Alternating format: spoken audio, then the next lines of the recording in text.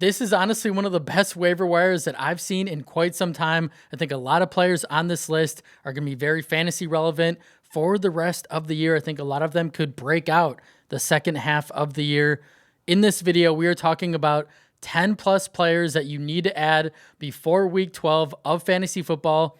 Before we get into it, Alec Pierce should not be available. If he's out there on your waiver wire, he should be a top priority. And let's start with my number one pickup of the week, and it's Sean Tucker. Hopefully he's already on your roster and you started him in week 11. Many of you know Tucker was my bold call start of the week, and he came through in a massive way. 106 rushing yards, 2 touchdowns, 5.6 yards per carry, 2 receptions, 34 yards, another touchdown, 34 fantasy points. Absolutely wild. He outcarried Rachaad White 19-9 and continues to prove why he deserves more work on this Tampa Bay offense. It's pretty obvious that he's far and away the better back between him and Rachaad White, and Tucker could potentially be a league winner down the stretch because there's a lot of question marks revolving Bucky Irving. We know he practiced last week, which was great to see, but the biggest concern with Irving is how is that shoulder going to respond when he takes a hit in an actual NFL game, not practice, right? So we don't really know. Irving could play next week, and if he takes a hard hit or falls weird on that shoulder, there's a chance he could be done for the year. Obviously, we don't want that to happen, but that's the reality of the situation. So that in itself makes Tucker a must-add player, because if Irving tries to come back and gets re-injured and is done for the year, like, Sean Tucker would be the guy in this backfield. And Tucker has proven that if you give him the football, he's going to produce, as he's only gone over 12 touches in 2 career games, one in week 11 that we just saw, and the other one was week 6 of 2024. He had 17 touches for 192 yards and 2 touchdowns. This is a really talented back. This is probably a back that would be a starter on a ton of other NFL teams. He definitely needs more touches going forward. Tampa Bay probably understands that. I think that if Bucky Irving, let's say Irving comes back and he's healthy and he's good to go, Rachaad White should be the odd man out here. It should be the Irving Tucker show. They can spell each other well, and that would give Sean Tucker value in itself. Like, Tucker's value doesn't rely on Bucky Irving, never coming back or getting hurt.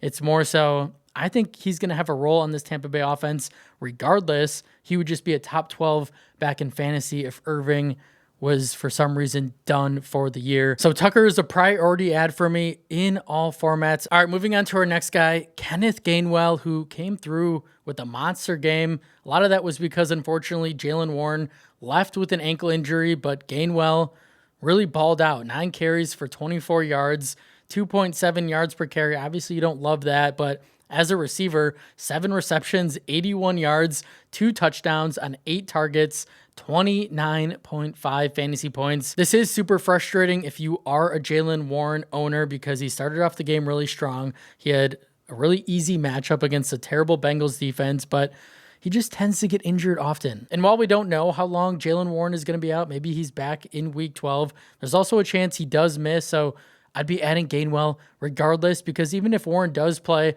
Gainwell has continued to have a role on this offense, and he's been very reliable and impressive when called upon. The only downside here is that Rodgers does have a fracture in his left wrist.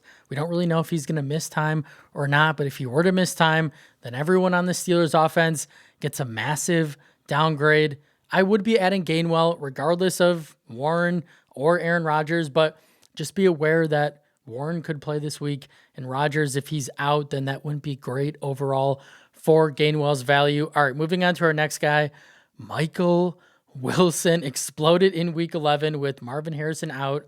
Didn't know that Wilson had this type of game in his bag, in his arsenal. He looked like Anquan Boldin out there. Like, Wilson looked absolutely incredible. 15 receptions, 185 yards on 18 targets. That's the most receiving yards by any player in a game this season. 33.5 fantasy points. I think that Wilson is a very talented player. He's just been kind of buried on the depth chart in a bad offense. And yeah, Kyler Murray at quarterback has been kind of really bad for everyone, as we've come to see, because Jacoby Brissett has turned Trey McBride into far and away the best tight end that we know he could be in the NFL. He's actually putting up monster numbers under Brissett. And Michael Wilson now has had this breakout performance. Like, it's been really fun to see. Obviously, we don't know when Marvin is going to be coming back. He is dealing with appendicitis. Maybe he's back this week. Maybe he's not. But I do think Michael is a very strong ad regardless. This is a Cardinals team that's going to continue to have to throw the football a ton if they want to have a chance at winning football games. And Jacoby Brissett, like, why would you not want a receiver on this team? Brissett has turned into a kingmaker. He's turned into, like, just a really quality veteran quarterback that can actually get his playmakers the football. And even if Harrison does return in week 12, Wilson is still the wide receiver 2 on this team. He's still going to get the football. I think big games are still coming for a talented receiver. I would be adding Wilson, as I think this performance is far from a fluke. All right, moving on to our next guy, Emanuel Wilson, running back for the Packers, who we know filled in for the injured Josh Jacobs in week 11, finished with 11 carries, 40 yards, a touchdown, 3.6 yards per carry, chipped in 1 reception for 9 yards, 13.9 fantasy points, 70% of the snaps. He was the only guy to receive a touch in this backfield once Jacobs left, which tells us he's the clear-cut guy. If Jacobs is out for an extended period of time, Wilson is going to be the workhorse, which it sounds like Jacobs did avoid a major injury, no structural damage to his knee. So there's a chance he plays in week 12.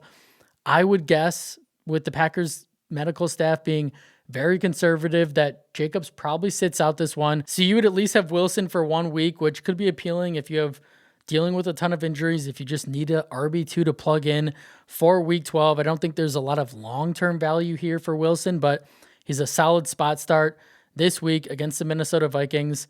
And especially because this Packers offense is still a quality offense, and they've had a running back score at least 1 touchdown in every game but 1 this season. So if you need Wilson to kind of come in, fill the void for a week or potentially 2, then I would be adding him to your roster. All right, moving on to our next guy, Bayshul Tootin. All you Tootin lovers, mainly just me, I feel like at this point, stand up, because he had his best game of his career in week 11, 15 carries, 74 yards, found the end zone, 4.9 yards per carry, 13.4 fantasy points.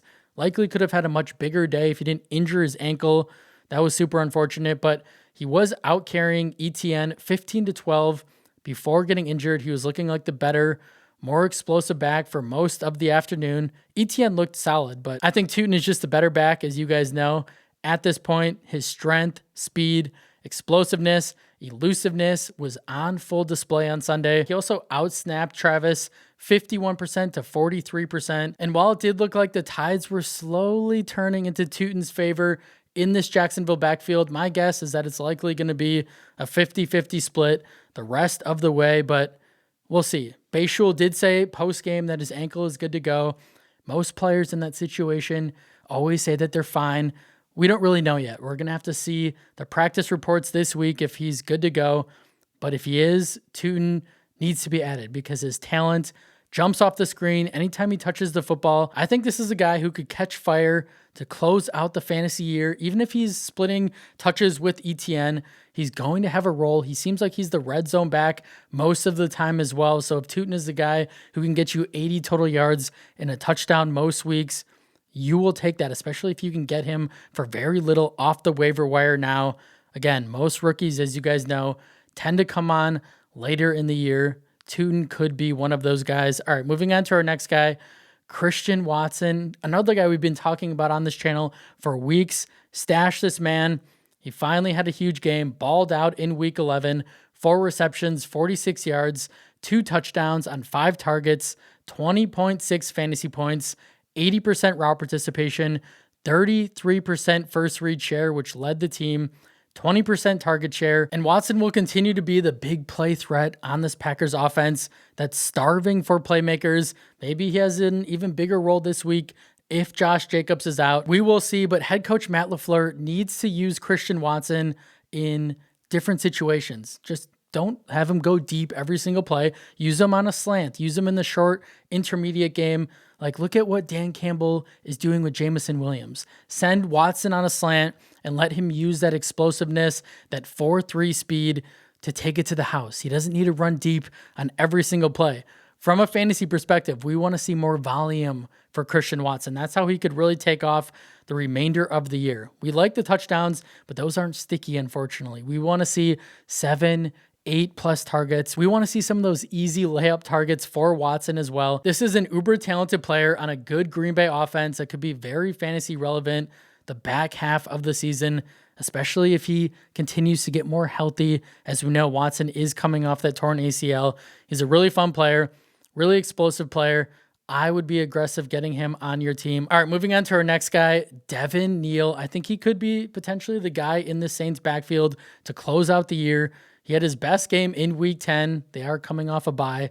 4 carries, 22 yards, 5.5 yards per carry, 3 receptions, 9 yards, 6.1 fantasy points. Obviously, that's not a huge fantasy production day, but I would expect Neal's role to continue to grow on this offense, and maybe he gets that post-bye rookie bump where they want to see what they have in the talented running back opposed to Alvin Kamara, who's at the end of his career. Like the Saints, it's a lost season for the Saints. Why not see what you have in the younger player opposed to just rolling out Alvin Kamara, who's just not that great anymore, unfortunately. And Devin Neal, a lot of people don't know this, but he is an absolute dog. He just needs more work. He was a monster in college at Kansas. 2023, over 1,400 total yards, 17 touchdowns. 2024, over 1,500 total yards, 17 touchdowns again. He's a bigger back sitting at 5'11", 215, and he possesses that 3-down skill set. He can get it done on the ground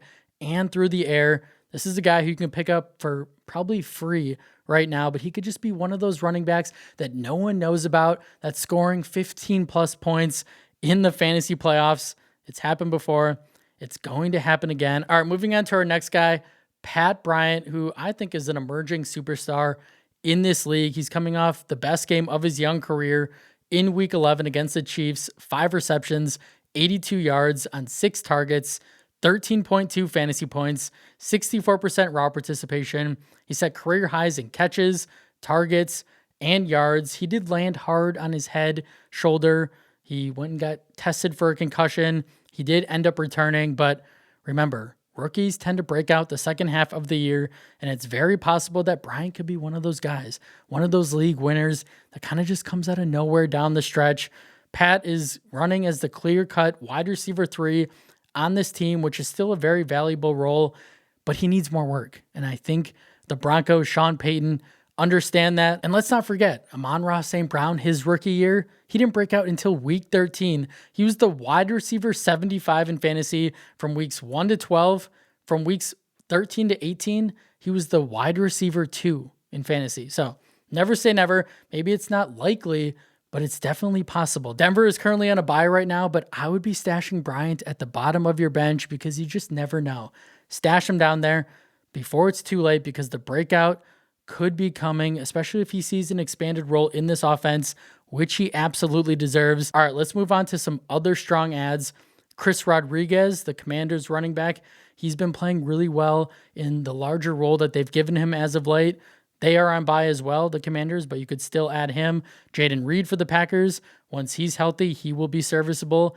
Keaton Mitchell for the Ravens. He did okay in his expanded role, but if Derrick Henry were to ever go down, he could be a monster. Jaden Higgins for the Texans, playing really well. Everyone on offense with Davis Mills is playing really well.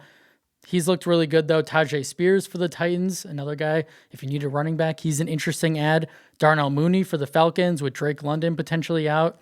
Tyrone Tracy for the Giants and Devin Singletary. Both running backs have looked solid as of late.